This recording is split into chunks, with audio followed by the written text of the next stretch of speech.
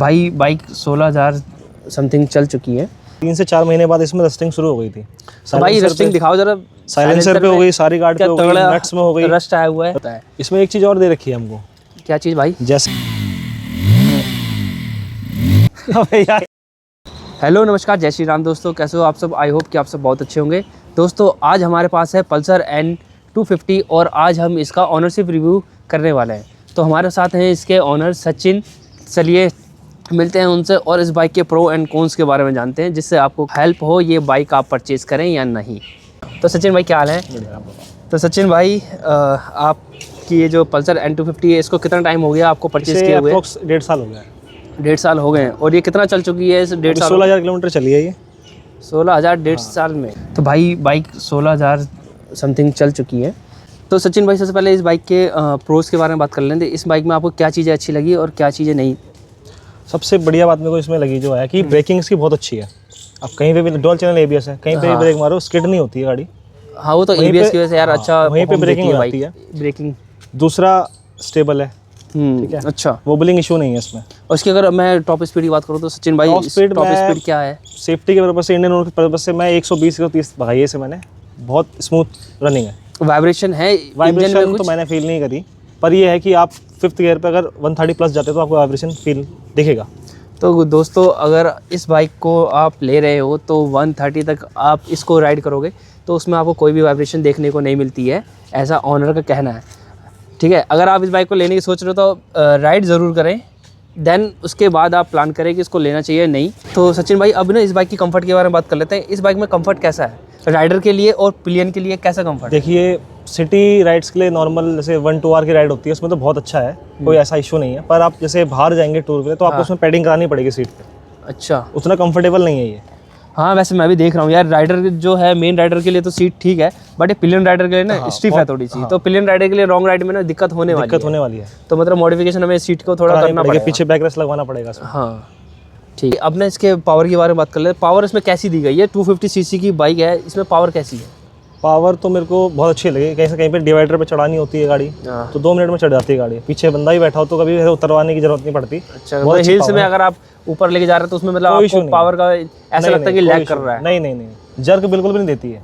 अच्छा, पावर मतलब बढ़िया है? बढ़िया पावर है। और इसकी जो हैंडलिंग पोजीशन है वो कैसी है? मतलब जैसे आप थोड़ा सा डाउनवर्ड है, इससे थोड़ा वैसे पेन तो नहीं होता बैक में, पर अगर लॉन्ग राइड पे मैं गया नहीं हूँ अभी, अगर कभी जाऊँगा तो हो सकता है बैक पेन हो सकती है इसमें।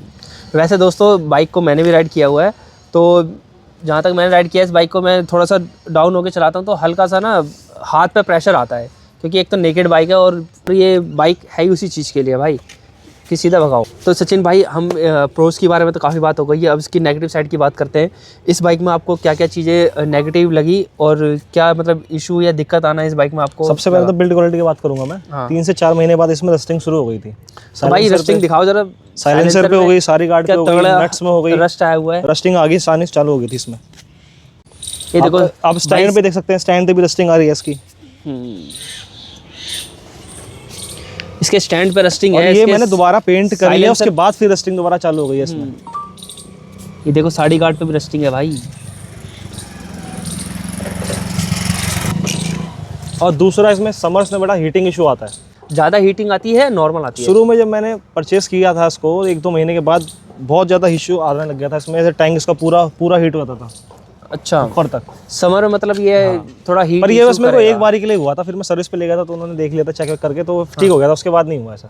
तो फर्स्ट सर्विस के बाद ये जो हीटिंग वाला इशू था थोड़ा सा कम हुआ है। जो टर्निंग रेडियस है बहुत कम है, वो उसमें दिक्कत आती है, बार आगे पीछे करने में गाड़ी जल्दी से टर्न नहीं हो पाता इसमें। अच्छा, ये इसका हैंडल टर्निंग रेडियस है काफ़ी वो है, काफ़ी कम है, ट्रैफिक में दिक्कत होगी इसमें ना।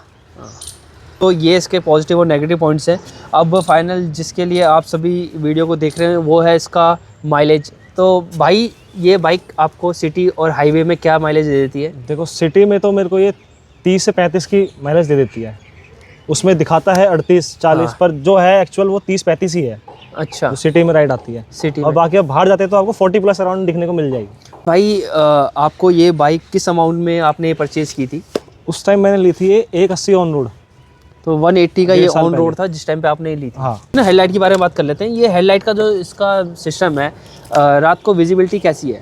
विजिबिलिटी अच्छी खासी साफ़ है, मतलब आपके साथ पीछे अगर 2-3 बाइक और चल रही हैं वो भी आपका पीछे से देख सकते हैं, इतना अच्छा विजन है इसका। अच्छा, मतलब इसका थ्रो है काफ़ी अच्छा है, हाई बीम लाइट का का। थ्रो तो बहुत लंबा है और साथ में लो बीम भी बहुत अच्छा है इसका। तो यार इसमें प्रोजेक्टर बल्ब लगा हुआ था, ये चीज़ इसमें काफ़ी अच्छी है। नाइट राइड के मामले में इसमें कोई दिक्कत नहीं होने वाली है, जहाँ तक कि अब तक की मैं काफ़ी बाइकें देखता हूँ अदर कंपनीज़ की या इसी कंपनी की, प्रोजेक्टर बल्ब के अलावा अगर कोई जो हेलोजन बल्ब या दूसरी एलईडी लाइट भी होती है ना, उसमें ज़्यादा थ्रो अच्छा नहीं होता है। इसमें एक चीज़ और दे रखी है हमको।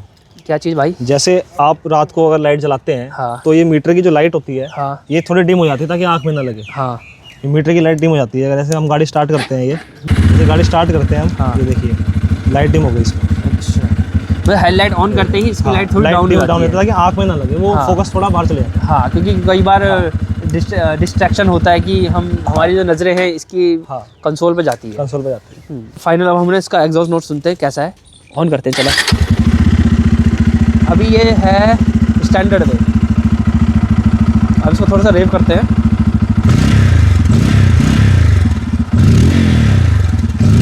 दोस्तों ये था पल्सर N250 का ऑनरशिप रिव्यू।